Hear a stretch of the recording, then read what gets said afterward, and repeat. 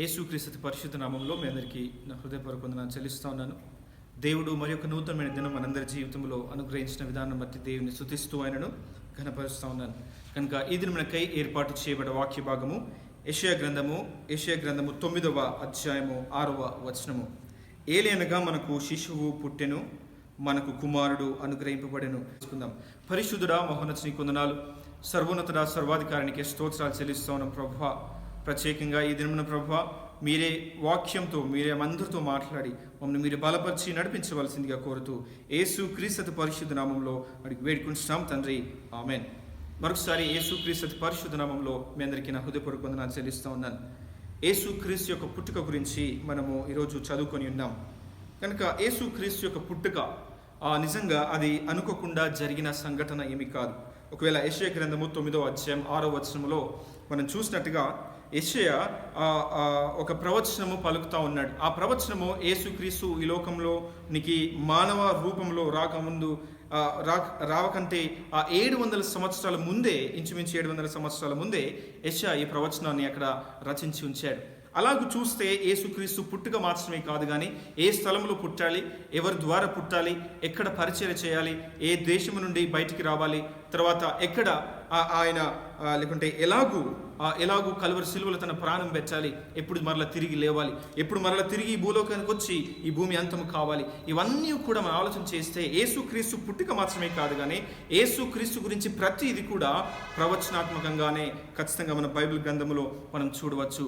ఆయన గురించి జరిగింది ఏది కూడా అనుకోకుండా దేవునికి తెలియకుండా అది జరగలేదు. అనాది కాలం నుండే యేసుక్రీస్తు ఈ లోకానికి రావాలన్నా, లేకుంటే లేకుంటే ఆ ప్లాన్ ద్వారానే దేవుని యొక్క చిత్తానుసారముగానే అన్ని కూడా జరుగుతా ఉన్నాయన్న సత్యంను మనము గ్రహించాలి. ఒకవేళ ఇక్కడ 9వ అధ్యాయం 6వ వచనంలో యేసుక్రీస్తు ఏ రకముగా ఈ లోకానికి రాబోతా ఉన్నాడు అన్న సత్యం ఆయన మనకు బోధిస్తూ ఉన్నాడు. ఏ రకముగా అనగా ఎటువంటి స్వభావంతో ఈ లోకానికి రాబోతా ఉన్నాడు అన్న సత్యం మనం చూస్తూ ఉన్నాం. ఏలేనుగా మనకు శిశువు పుట్టెను, మనకు కుమారుడు అనుగ్రహింపబడెను అన్న మాటను చూస్తూ ఉన్నాం. ఇక్కడ 2 విధానాలు అనుకుంటే యెషయా మనకు చూపిస్తూ ఉన్నాడు. ఒకటేమో శిశువు అంటా ఉన్నాడు, రెండవది కుమారుడు అంటా ఉన్నాడు. శిశువు అనేది కేవలం ఆయన యొక్క మానవత్వానికి సూచనగా ఉంటా ఉన్నది. కుమారుడు అన్న మాటకు ఆయన లేకుంటే తండ్రి, కుమార, పరిశుద్ధాత్మ అంటూ ఉంటాం. కాబట్టి ఆ కుమారుడు అన్న మాట ఆయన దైవత్వానికి అది సూచనగా ఉంటా ఉన్నట్టుగా మనం చూస్తూ ఉన్నాం. యేసుక్రీస్తు గురించి చెప్పబడ్డ అనేకమైన మాటలు నిజంగా ఈ 2 నేచర్స్ మీద చాలా ఆధారపడి ఉంటాయి. ఒకవేళ ఉదాహరణకు మనం చూస్తే కీర్తన గ్రంథము 110వ అధ్యాయములో దావీదు అంటా ఉన్నాడు, మెస్సయ్య నాకు ప్రభు అంటా ఉన్నాడు, మెస్సయ్య నా కుమారుడు అంటా ఉన్నాడు. అక్కడ కుమారుడుగా పిలువబడతా ఉన్నాడు మెస్సయ్య, తర్వాత దావీదుకు ప్రభువుగా పిలువబడతా ఉన్నాడు. కుమారుడిగా పిలువబడడాన్ని లేకుంటే యేసుక్రీస్తు యొక్క మానవ స్వభావానికి అది సూచనగా ఉంటా ఉన్నది. ప్రభువు పిలువబడడాన్ని అక్కడ యేసుక్రీస్తు యొక్క దైవ స్వభావాన్ని సూచనగా అక్కడ మనకు కనిపిస్తూ ఉన్నది. ఒకవేళ ఇదే యెషయా గ్రంథము 11వ అధ్యాయంలో 1వ వచనంలో మనం చూస్తూ ఉన్నాం.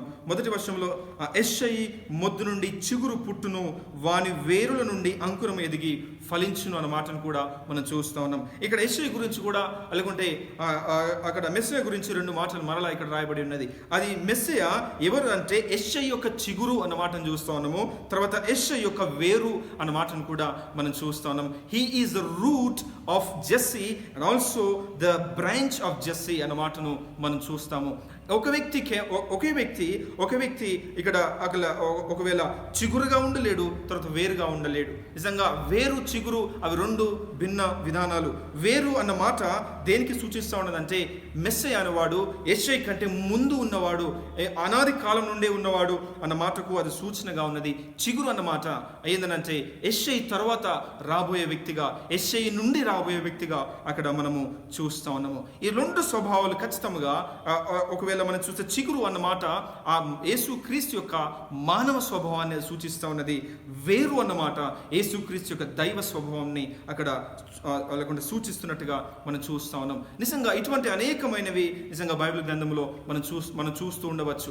కానీ ఒకవేళ మనం ఆలోచన చేస్తే ఫిలిప్పీయులకు రాసిన పత్రిక 2వ అధ్యాయం 5 నుండి 11 వచనాల్లో అక్కడ లేకుంటే అపోస్తలుడైన పౌలు ఒక విషయాన్ని జ్ఞాపకం చేస్తూ వచ్చాడు. యేసుక్రీస్తు ఎలాగూ ఈ లోకానికి వచ్చాడో అన్న మాటను అక్కడ జ్ఞాపకం చేస్తూ వచ్చాడు. ఒకవేళ మనం చూస్తే యేసుక్రీస్తు ఈ లోకానికి వచ్చినప్పుడు నిజంగా ఆయన దేవుని యొక్క స్వభావమును లేకుంటే దైవ స్వభావమును ఆయన పక్కన పెట్టి ఆయన దేవునిగా కాకుండా కేవలం మానవునిగానే ఈ లోకానికి రాలేదు. కానీ యేసుక్రీస్తు ఈ లోకానికి వచ్చినప్పుడు సంపూర్ణ దేవునిగా సంపూర్ణ మానవునిగా ఈ లోకానికి వచ్చినట్టుగా మనము చూస్తూ ఉన్నాము. గనుక ఒకవేళ అక్కడ గ్రీక్ పదంలో లేకుంటే కెనోసిస్ అన్న ఒక పదంను అక్కడ మనం చూస్తూ ఉంటాం. కెనోసిస్ అన్న పదమునకు అర్థం ఏంటంటే యేసుక్రీస్తు ఆయన దైవ స్వభావాన్ని పక్కన పెట్టలేదు, కానీ ఆయన ఏం చేశాడంటే మానవ స్వభావాన్ని తీసుకున్నాడు.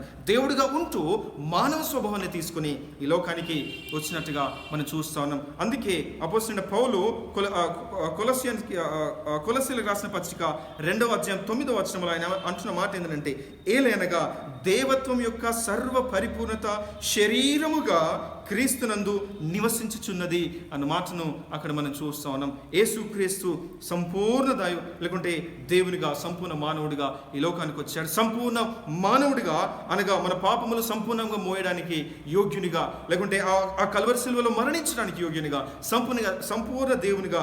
ఎందుకనంటే దేవుని యొక్క లేకుంటే న్యాయ విధులను ఆయన ఆ కల్వరి సిలువలో నెరవేర్చి మరల ఆయన సమాధి నుండి తిరిగి లేవడానికి సంపూర్ణమైన దేవునిగా ఈ లోకానికి వచ్చినట్టుగా మనం చూస్తూ ఉన్నాం. నిజంగా ఇంత గొప్ప దేవుని కలిగిన నీవు నేను ఖచ్చితంగా దేవుని స్తుతించాలి. ఆయన కేవలం మానవునిగానే వచ్చి ఉంటే ఖచ్చితంగా మన యొక్క రక్షణ సంపూర్ణమైనది కాకపోవు. కానీ ఆయన దైవ మానవునిగా ఈ లోకానికి వచ్చి ఈరోజు నన్ను ఆయన రక్షించాడు. అలాగే దేవుని యొక్క రైచస్ డిమాండ్స్ను కూడా ఆయన జస్టిఫై చేసినట్టుగా దేవుని వాక్యం నుండి మనము చూస్తూ ఉన్నాం. గనుక ఆయన పుట్టుక గురించే కాదు, కానీ మరలా ఒక దినం ఆయన తిరిగి రాబోతా ఉన్నాడు. లేకుంటే బిహోల్డ్ ఐ కమ్ క్విక్లీ, ఇదిగో నేను త్వరగా వచ్చుచున్నాను దేవుని వాక్యంలో మనం చూస్తూ ఉన్నాము. ఆయన రెండవ రాకడ గురించి కూడా అనేకమైన ప్రవచనాలు ఉన్నాయి. మొదటి రాకడలో ఎలాగైతే ప్రవచనాలు నెరవేర్చబడతా ఉన్నాయో రెండవ రాకడ గురించి కూడా నేను సిద్ధపడాలి. ఎందుకంటే ఆ ప్రవచనాలు కూడా ఖచ్చితంగా నెరవేర్చబడతా ఉంటాయి. కనుక ఈ క్రిస్మస్ దినాలలో మనము చాలా ఆలోచన చేయాల్సిన మాట ఏంటంటే, ఖచ్చితంగా ఈరోజు యేసుక్రీస్తు వచ్చాడు మన కొరకు. ఆ కల్వరి సిలువలో ఆయన రక్షణ సిద్ధము చేశాడు. మనకు ఇంకా సమయం ఇస్తూ ఉన్నాడు. మనం ఇంకా మారడానికి సమయం ఇస్తూ ఉన్నాడు. ఆయన సువార్తను ప్రకటించడానికి సమయం ఇస్తూ ఉన్నాడు. ఆయన రాక కొరకు మనల్ని సిద్ధపడడానికి ఇంకా సమయం ఇస్తూ ఉన్నాడు. సమయం ఉన్నప్పుడే నిజంగా ఆయన చెంతలో మనం ఉంటూ మన విశ్వాస జీవితంలో ఇంకా ముందు కొనసాగాలని దేవుని సేవకునిగా ఆశపడతా ఉన్నాను. ప్రార్థన చేసుకుందాం. పరిశుద్ధుడా మహోన్నతుని వందనాలు. సర్వోన్నతుడా సర్వాధికారికి స్తోత్రం చెల్లిస్తా ఉన్నాం ప్రభువా. అవును తండ్రి, దైవం మానవునిగా ఈ లోకానికి వచ్చి మా నిమిత్తం ఆ కల్వరి సిలువలో మీరు జరిగించిన రక్షణ కార్యమును బట్టి మరొకసారి నీకు వందనాలు చెల్లిస్తూ యేసుక్రీస్తు పరిశుద్ధ నామములో వేడుకుంటున్నాం తండ్రి. ఆమేన్. తండ్రి, కుమార పరిశుద్ధాత్మ త్రియేక దేవుని దీవెనలు ఇప్పుడు ఎల్లప్పుడు సదాకాలం అందరికి తోడై కాచి కాపాడును గాక. ఆమేన్.